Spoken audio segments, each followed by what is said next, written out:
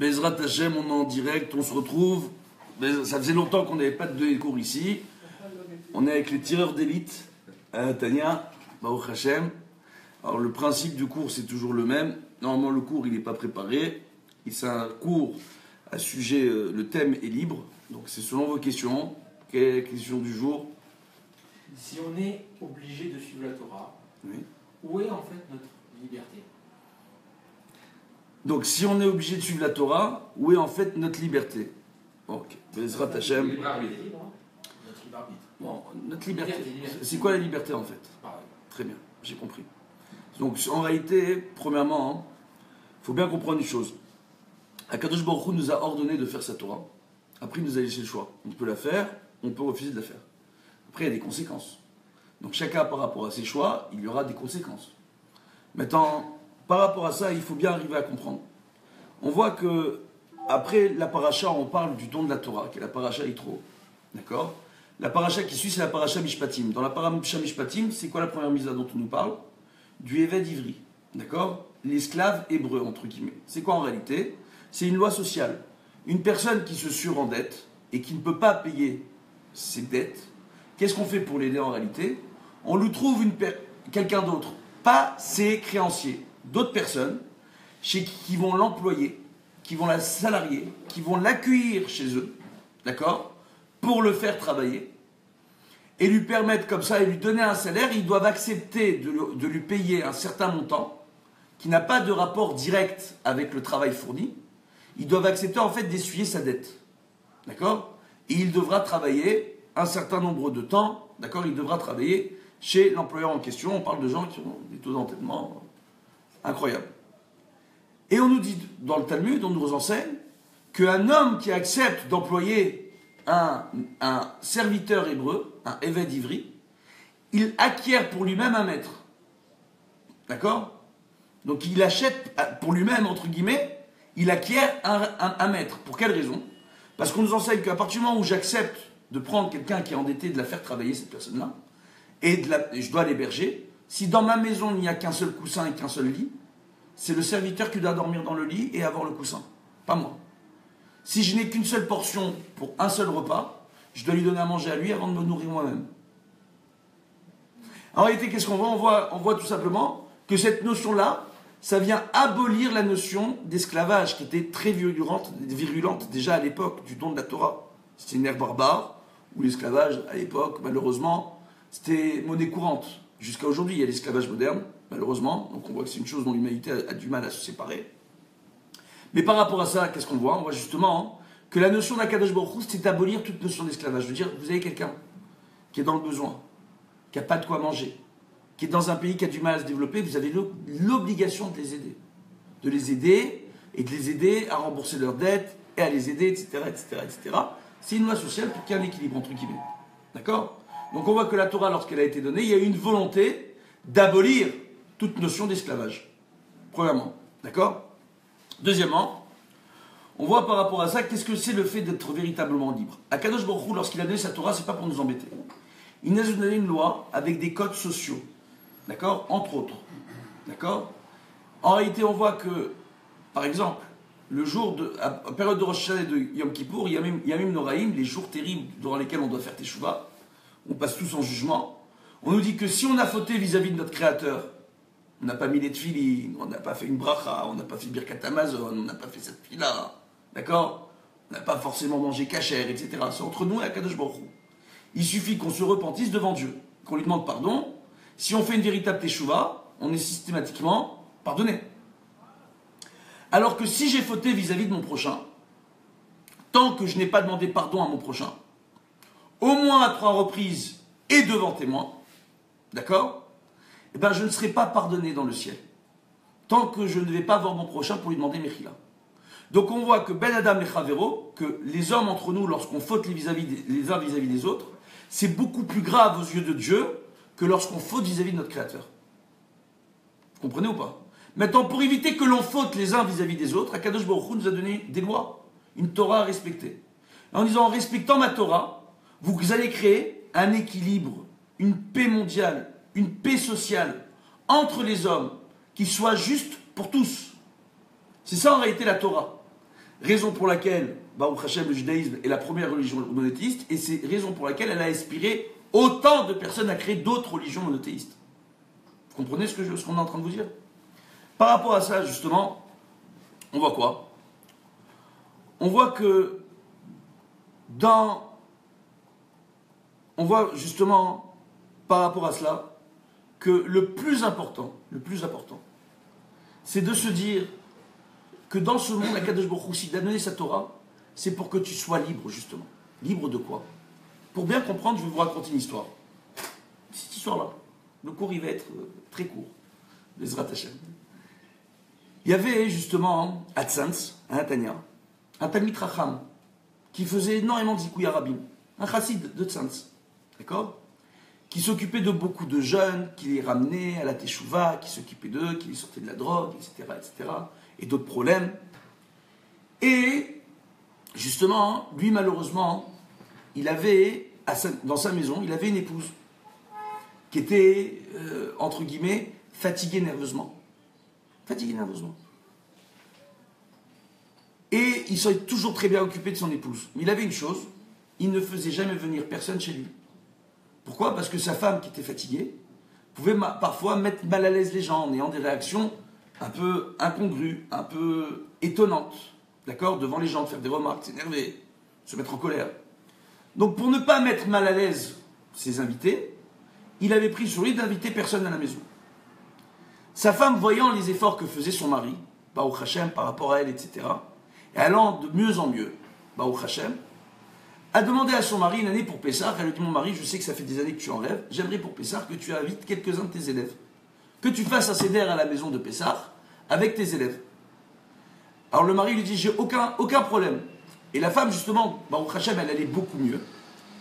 Et elle était suivie par un psychologue. Et elle disait justement, il y a une autre dame qui se fait suivre par le même psychologue, on se retrouve, il y avait des séances de groupe où elle se retrouvait là-bas, les dames. Elle dit: il y a une dame qui est dans le besoin, elle suit les séances avec nous, juste pour pouvoir préparer le seder, j'aimerais employer cette dame qu'elle nous aide à la maison pour faire un peu le ménage, pour m'aider dans le nettoyage, pour m'aider à préparer le seder de Pessah. Le chassid en question, il dit: il n'y a aucun problème. C'est une histoire vraie, tout ce que je suis en train de vous raconter. Aucun problème. On emploie la dame, on fait une misva, on va l'aider, etc.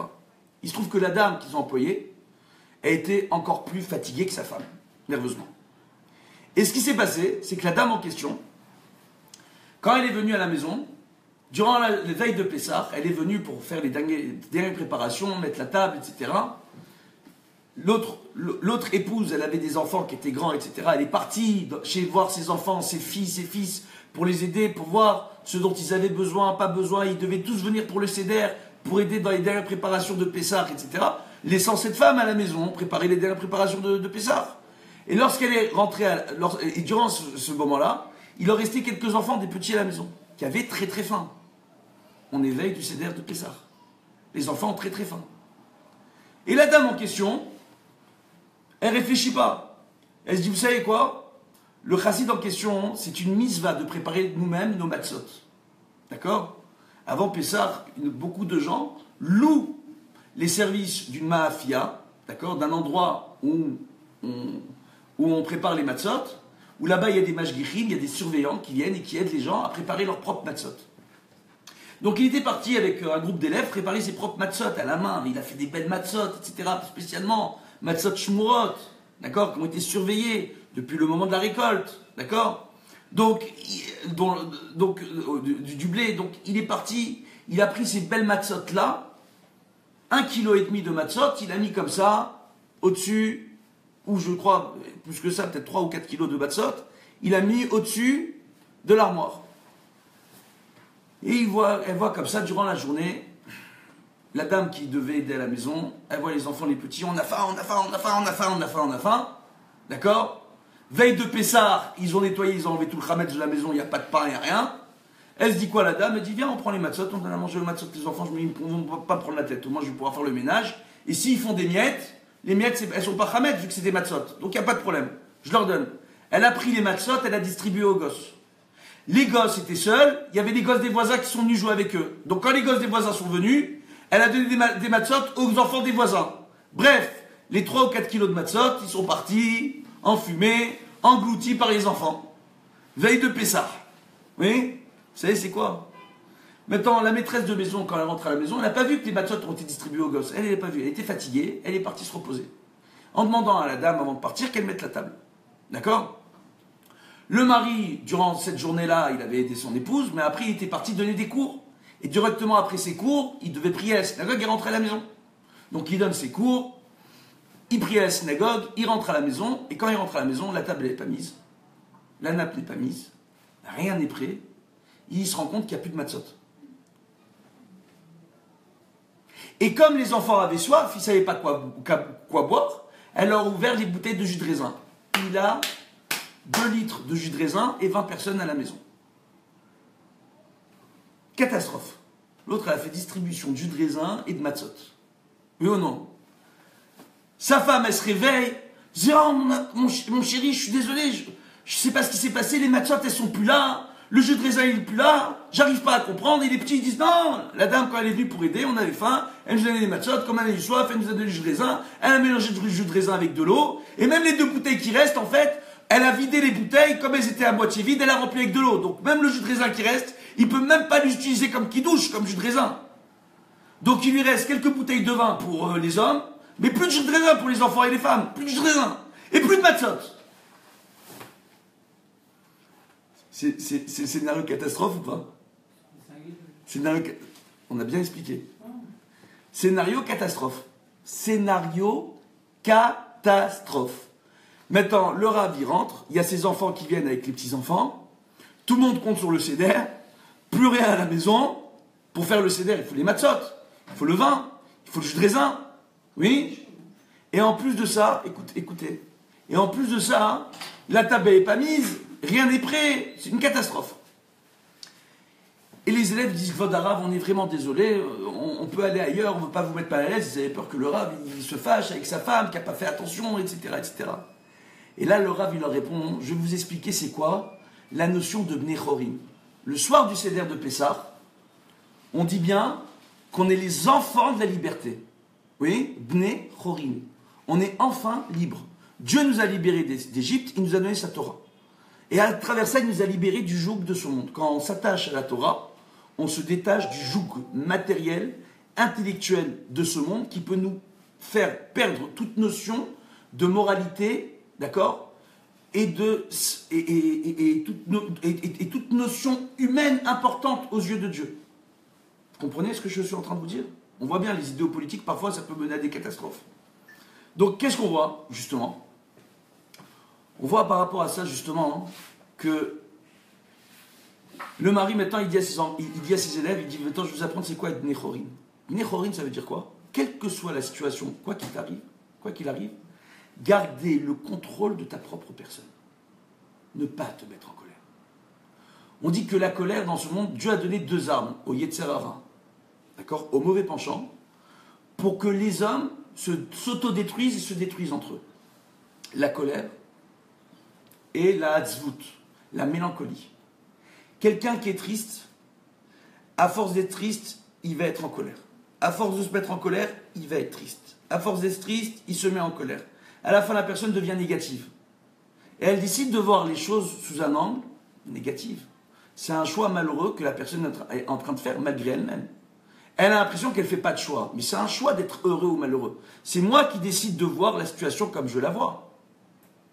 Quand on dit qu'un homme, lorsqu'il épouse une femme, sa femme c'est Ezer Kenegdo. Nos maîtres nous rapportent, c'est quoi Ezer Kenegdo? Alors, il y a l'enseignement de la Gemara qui nous dit, c'est soit elle nous soutient pour que l'homme, pour qu'il arrive à s'améliorer, soit elle s'oppose à l'homme pour l'obliger à s'améliorer. Mais ça peut être aussi une femme qui peut soutenir son mari pour s'éloigner de la Torah, d'accord? Ou qui peut s'opposer à son mari pour l'éloigner de la Torah. Donc on parle de différents comportements, c'est toi comment tu as envie de voir les choses. Une femme quand elle dit à son mari, mon mari, va faire des travaux, va travailler, fais du malhonnête. Moi je veux les vacances à Eilat, je veux la belle voiture, je veux la belle montre, je veux les vacances, je veux le kiff. Je m'en fiche moi, je m'en fiche. Bon, tu veux faire Shabbat, Kasher, etc. On fait tout comme il faut. Mais va travailler dans des boulots où tu voles les gens. Va, parce que je veux l'argent, je veux le kiff. Et attention, hein, si tu ne ramènes pas. Hein. Attention si tu ne ramènes pas l'argent. Oh, c'est quoi comme épouse ça? Elle pense qu'elle fait Shabbat, qu'elle mange Kasher à la maison. Qu'est-ce qu'elle fait cette épouse-là? Par rapport à cela, qu'est-ce qu'on voit justement? On voit justement, c'est pas bien ce qu'elle est en train de faire. On peut arriver à comprendre que des gens aient besoin d'un confort matériel, mais d'arriver à de telles choses, c'est pas bien. Mais attends, qu'est-ce qui se passe par rapport à ça justement? Il se passe tout simplement que cet homme-là, il est en train de leur dire de garder le contrôle. Ce chassid, il leur dit de garder le contrôle de soi-même, quelle que soit la situation. D'arriver à ne pas te mettre en colère et ne pas t'attrister. Il dit, regardez ma femme aujourd'hui, Baruch Hashem, elle va beaucoup mieux. Son épouse à lui. Pourquoi? Parce que à travers toutes les crises et les problèmes qu'elle a eus, j'étais toujours là pour la soutenir. Aujourd'hui, elle va mieux. On a demandé à une autre personne de venir, on a voulu aider. Malheureusement, ça s'est mal passé. C'est même pas la faute de l'autre dame. On aurait dû faire attention. On aurait dû lui expliquer. Mais c'est pas grave. C'est arrivé. Sachez bien une chose extraordinaire. Il leur dit, c'est quoi être libre? C'est de rester avec le sourire. Il est resté calme. Il est resté souriant. Il a dit à sa femme, chérie, il ne te reste pas de la matzah, même Ashira. Tout, n'importe quoi. T'as pas un petit bout de matzah? Non, rien. C'est pas grave. Ils sont partis voir les voisins, ils ont fait le tour. Chaque voisin, il a donné 2-3 matzot, une petite bouteille de jus de raisin. En 5-10 minutes, le problème était réglé. Il est resté calme et souriant, ils ont passé un super seder. Et les élèves étaient étonnés. Ce qui s'est passé, c'est que 2 semaines plus tard, les élèves en question qui étaient là-bas, ils croisent un jour la femme, la dame qui était là-bas, qui avait aidé le monsieur qui était connu dans la communauté d'Oxens. Et eux, ils avaient assisté, ils en ont parlé à personne, parce que le Rav, il leur a dit surtout, vous ne parlez à personne de ce qui s'est passé. Ils ont vu cette dame. Et il y avait un des élèves qui était marié, son épouse connaissait la dame en question. Donc la dame qu'ils ont employée en tant qu'employée de maison pour les aider à tout préparer à la maison. Celle qui a distribué les matzot, le jus de raisin, etc. Et la femme d'un des élèves, tout simplement, lorsqu'elle la croise avec les autres élèves, elle va la voir et lui dit, on a été au Seder chez tel Rav, etc. Et on a appris que c'est toi qui les as aidés pour le ménage. Qu'est-ce que tu leur as fait comme balagade le soir du Seder? Il dit, de quoi tu parles? De quoi je parle? Il dit, non, je ne suis pas au courant. Quelle balagade? Moi, on m'a rien dit. Et là, elle a compris que non seulement, ils ont compris les élèves, que non seulement le Rav, il est resté calme, il est resté souriant, mais il n'a même pas fait le reproche à cette dame qu'il a continué à employer. Baruch Hashem. Les années ont passé. Aujourd'hui, la femme de ce Rav, elle va beaucoup mieux. Ça arrive des fois, il y a des femmes, elles ont un enfant, 2 enfants, 3 enfants, 4 enfants, famille nombreuse, beaucoup de soucis. Ça peut arriver parfois pour certaines personnes de ne pas se sentir bien. Le mari, comme il a su être compréhensif, souriant, attentionné et resté calme, sa femme a guéri. Non seulement ça, mais cette dame-là, il a aussi aidé à guérir. C'est quoi la véritable liberté? Tu es libre d'être heureux dans ce monde, comme le dit le Rav Nachman de Breslev. Oh, aujourd'hui, c'est le premier jour de ta vie. Parce que ta vie, à partir d'aujourd'hui, elle va être chargée. Parce qu'à partir d'aujourd'hui, tu vas décider de dire que Hakol est Tova, que tout est pour le bien. Et que même dans ce qui t'arrive, Akadosh Baruch Hu, il te met à l'épreuve. Il est rapporté dans la paracha Ré, Perek Yud Gimel, que parmi les Bnei Israël peut se lever un homme qui soit un prophète mensonger. D'accord? Un faux prophète. Nos maîtres posent la question. On voit qu'à l'époque de Yirmiyahu, il y a eu un prophète, d'accord, qui s'appelait Hanania ben Zachour. Et ce prophète-là, c'était un véritable prophète. Mais quand Dieu, il lui a fait dévoiler ce qu'il devait dévoiler à ce monde, il a arrêté de se dévoiler à lui. Le prophète l'a mal pris. Donc il allait dans les cours de Yirmiyahu Hanavi, le prophète Jérémie, pour entendre les prophéties de Jérémie, et après il allait dire aux gens que c'était ses propres prophéties. Et après, au fur et à mesure, il a commencé à en rajouter un petit peu. Jusqu'à que la finale, il a fait que malheureusement, beaucoup de juifs ont fauté à cause de lui. La Gemara nous rapporte que sachez qu'il y a eu un avis, un prophète qui était un véritable prophète, ce prophète-là, et qui est devenu par la suite un prophète mensonger. Comment est-il possible qu'un prophète, un homme qui soit arrivé à un tel niveau de sainteté que Dieu se dévoile à lui, soit tenté par son Yetzer Hara? Parce que Dieu nous a donné le libre arbitre. On dit quelle est la différence entre le tzaddik et le rachat, entre le juste et le mécréant? Chut HaSehara, le fil du rasoir. Selon les choix que tu fais, la façon dont tu décides de parler, de te comporter, la différence, elle peut être vraiment très fine. C'est pour la raison pour laquelle on te dit que n'importe quelle personne doit toujours se considérer comme une personne mécréante. Pour toujours être dans une dynamique de se remettre en question, de faire attention. Pour quelle raison? Pas pour te dire, pas pour te commencer à dire je suis pas quelqu'un de pas bien, mais au contraire, je suis quelqu'un de bien.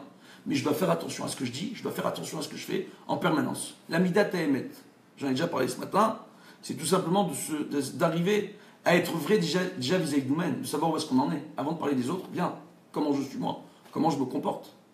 Bon, de se remettre chacun en question, tous, sans aucune exception.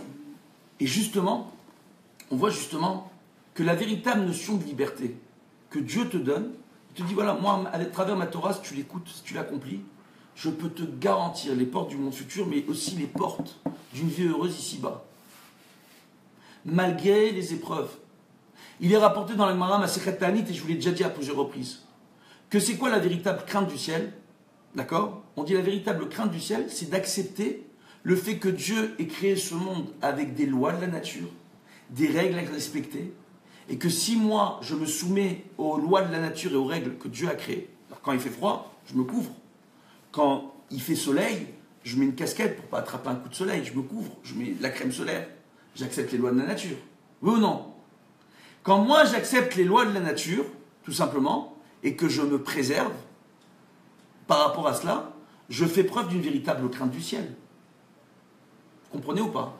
Et quand moi, je me bats contre ce que certains pourraient appeler une loi de la nature, ce qui n'est pas vrai, mes besoins physiques et matériels, mes besoins minimaux, mes besoins bestiaux, quand je me bats contre ça, pour m'améliorer et m'élever au rang d'être humain, de descendant de Adam et Ève, au rang d'être humain, Adam, descendant de Adam et Ève, en étant au-dessus de cet instinct animal.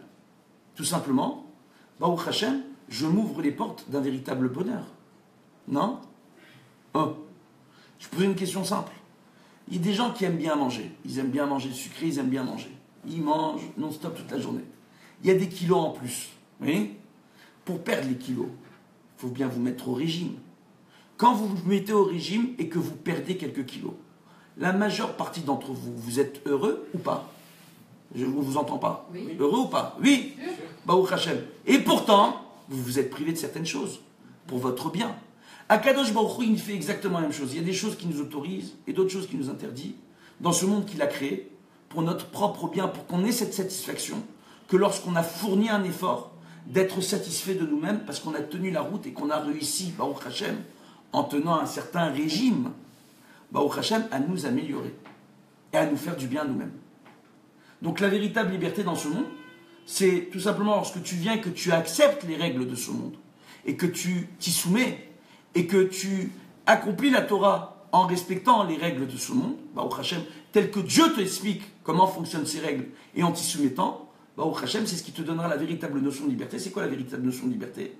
De quelle que soit la situation qui va t'astreindre, qui va qui va, chas v'shalom, te faire te sentir pas bien, d'arriver à avoir le contrôle de tes sentiments, d'arriver à rester positif quoi qu'il arrive. C'est une véritable liberté, et c'est à travers ça qu'on arrive au véritable bonheur. Bezrat Hashem, j'espère que tout le monde arrivera à faire le lien entre tout ce qui a été dit, avec l'aide de Dieu, qu'on ait chacun la bracha, la yatzlacha, qu'on ait Bezrat Hashem la notion d'être de véritable nechorin, d'accord? Bezrat Hashem, et chorin, il ne faut pas oublier que la racine de chorin, d'accord, c'est le chet et le resh, d'accord? Et on voit que la racine aussi de charita, d'accord, de graver dans la pierre. On dit que les tables de la loi ont été gravées, d'accord, dans le saphir. Elles étaient en saphir. Elles ont été gravées à l'intérieur. Les 10 commandements ont été gravés à l'intérieur. Une première fois par Akadosh Baruch Hu, et une deuxième fois par Moshe Rabbeinu. Gravés. Qu'est-ce qu'on te dit tout simplement? On te dit justement que la véritable notion de liberté, c'est quand tu arrives à graver dans ton âme les véritables lois de la Torah d'Akadosh Baruch Hu pour accéder au bonheur. Chacun par rapport à son niveau. Parce que Akadosh Baruch Hu, tout ce qu'il veut, c'est notre bonheur. De la même façon que les parents, ils vont dire à leurs enfants, ne mange pas trop de bonbons, tu vas avoir des caries. Si tu as trop de caries, après c'est le dentiste, c'est les appareils, c'est les couronnes, c'est les traitements, c'est la fameuse fraise du dentiste, etc., etc. D'accord? Pas la fraise à manger, hein, c'est la roulette. Entre guillemets, qu'est-ce qu'on voit justement? On voit justement qu'on veut préserver nos enfants. Akadosh Baruch Hu, il a créé ce monde, il veut nous préserver. Et nous, êtres humains, on n'arrive même pas à se mettre d'accord. Les guerres continuent, les holocaustes comme on a connu durant la période de la Shoah continuent et touchent d'autres peuples, d'autres ethnies. Les chrétiens aujourd'hui, à travers le monde, en Afrique, jusqu'à aujourd'hui, le Darfour, il n'y a rien qui s'arrête. Le malheur à travers le monde. Les hommes ne veulent toujours pas comprendre les lois de Dieu, les lois de la Torah. Mais après, qu'est-ce qu'on peut faire, justement? Il faut bien comprendre que si le monde va mal, ce n'est pas la faute à Dieu. Dieu, ce n'est pas le persécuteur désigné. C'est que nous, les hommes, on a décidé de faire de ce monde ce qu'il est. Oh, quand des gens décident de descendre dans les rues de Paris et de casser gratuitement des commerces à cause des résultats d'une élection, simplement, d'accord, c'est eux qui ont fait ce choix. Et ils ont gâché la vie à beaucoup de gens. En faisant ça, ils ont fait peur aux passants, ils ont causé des dommages, et ils créent une ambiance. C'est un choix. C'est les hommes qui transforment ce monde tel qu'il est. C'est pas Dieu. Dieu, justement, il nous a donné un libre arbitre, il nous a donné le choix de faire de ce monde un monde excellent, un monde extraordinaire. Et nous, qu'est-ce qu'on fait de ce monde? Oh. Et pourquoi? Par orgueil, par cupidité, par besoin de quoi? Et c'est ça le véritable problème. Et c'est par rapport à cela, Bezrat Hashem, qu'on doit tous arriver à nous remettre en question, qu'on ait la bracha, la tzlacha, et comme nous rapportent nos maîtres de mémoire bénis, le Ham Israël, on doit être un phare pour les nations. Il ne faut pas oublier que le véritable Mashiach sera le Mashiach d'Israël, Mashiach ben David, et qui sera le Mashiach non seulement pour le clan d'Israël, mais pour l'ensemble de l'humanité. Bezrat Hashem, qu'on ait le mérite de voir le véritable Mashiach, le vrai de vrai, d'accord? Avec l'aide de Dieu très vite, parmi nous, et ni sur Internet, ni sur Facebook, ni ailleurs, mais en chair et en os, Bezrat Hashem, à Yerushalayim, avec la reconstruction du troisième temple. Amen, Keni Ratson, Kol Tov à tous.